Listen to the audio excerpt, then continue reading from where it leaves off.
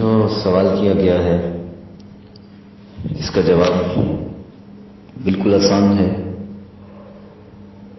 مزار شریف پر جا کر جو لوگ چکر لگاتے ہیں یہ بالکل حرام ہے۔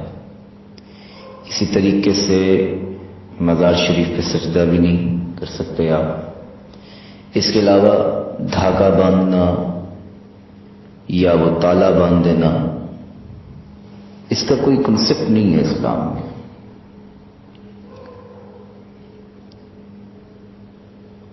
اور اللہ کے ان بندوں کے مزار پاک پر جا کر آپ فاتحہ خوانی کیجئے،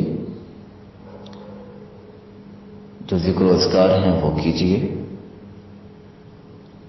لیکن وہاں جا کر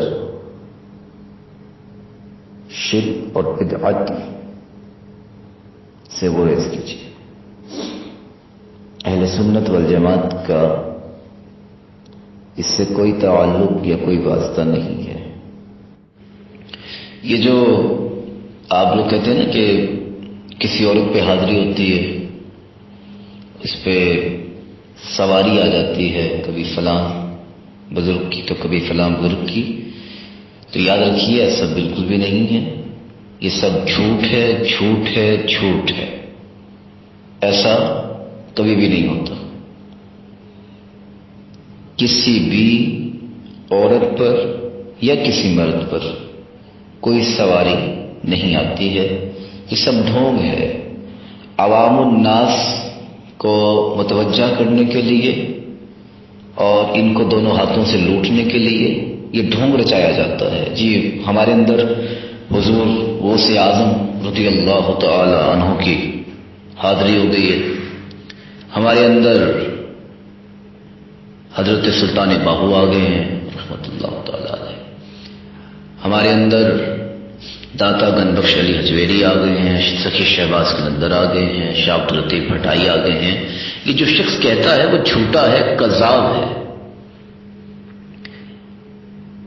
کوئی سواری نہیں ہوتی، کوئی کسی کے اندر نہیں سماتا۔ یہ سب جھوٹ ہے، جھوٹ ہے، جھوٹ ہے۔ اس چیز کو آپ سب لوگ ذہن نشین رکھ لیجیے۔ یہ جو معاملہ آپ نے بڑا دلچسپ سوال کیا ہے، تو میں آپ سے خدمت کرتا ہوں آپ کی خدمت میں کہ آج کے دور میں والدین جو اپنے بچوں کو دینی تعلیم کی طرف لے کر آتے ہیں تو وہ دینی تعلیم کی طرف نہیں لے کر آتے، بلکہ وہ اپنے بچے کو کوئی اٹھا کے مدرسے چھوڑ کے آتا ہے تو اسے دیوبندی عالم بننے کے لیے چھوڑ کے آتا ہے، کوئی اسے اہل حدیث عالم بننے کے لیے چھوڑ کے آتا ہے، کوئی اسے شیعہ بننے کے لیے چھوڑ کے آتا ہے، تو کوئی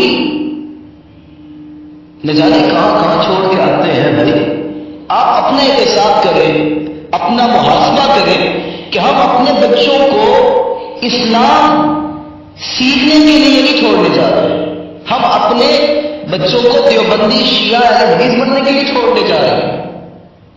تو ضرورت اس امر کی ہے کہ ہم اپنے بچوں کو دین اسلام کو سمجھنے کے لیے حضور سید دو عالم نور مجسم رحمت دو جہاں صلی اللہ علیہ وآلہ وسلم کا غلام بنانے کے لیے چھوڑ دیا ہے۔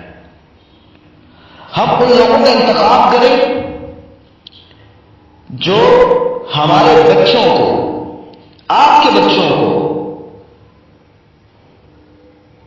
باکردار مسلمان بنائے، انہیں مرد مومن بنائے، انہیں صاحب ایمان بنائے، جو صاحب ایمان ہو، جن کے قلب حضور علیہ السلام کی غلامی سے منور ہو۔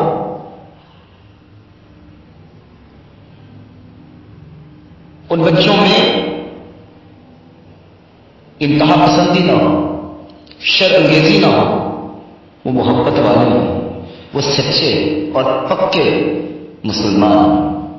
تو ہم سب کا بھی حق ہے کہ ہم ان لوگوں کا انتخاب کریں جو حضور علیہ السلام سید دو عالم نور مجسم رحمت دو عالم صلی اللہ علیہ وآلہ وسلم کا غلام بنائے۔